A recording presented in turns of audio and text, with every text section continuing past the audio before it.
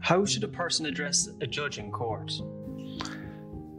Your Honour, Judge, Sir is actually a good one, or Madam, Miss. They all work. There's no usual or set way of referring to a judge. The number one thing, though, is respect. You must show respect to the court and to the judge. They don't throw any tantrums because you refer to them as Sir or Miss instead of Your Honour. As long as fundamentally you come to the proceedings with respect and are respectful, then it doesn't matter. What factors influence a judge's decision the most? Well, if you ever speak to judges, and I speak to some every now and again, and we'll talk about decisions or how the judiciary make decisions.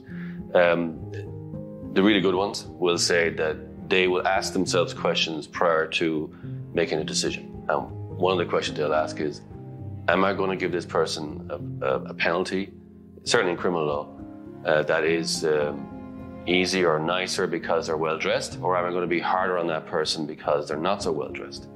Is my decision fair? Am I following my previous decisions? Fundamentally, is the question, is the answer I'm going to come to fair?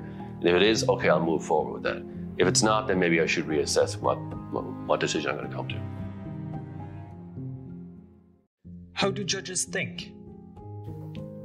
It's a really good question. I really don't know how they think. I think that if I had to guess, I would say that when you become a judge, you're removed from your previous position as a lawyer.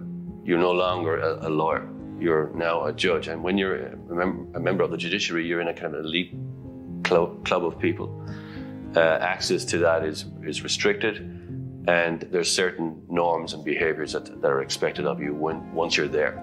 Once you're in that position, precedent really takes it's a very big thing in their lives, because all of the people that went before them, you have to uphold that tradition of professionalism and to be part of an institution that's respected. So they have to really follow the code of the judiciary that has gone before them, stretching back over 200 or 300 years, and not to do stuff that would maybe bring the judiciary into disrepute. How do judges make decisions?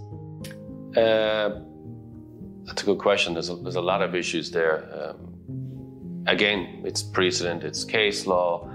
It comes down to other things too. It comes down to other intangible things like weather outside, if they got caught in a traffic jam that morning, if they were involved in an argument with their partner at home. These things do act in the background, and they do affect decision making, although not consciously, but it does happen.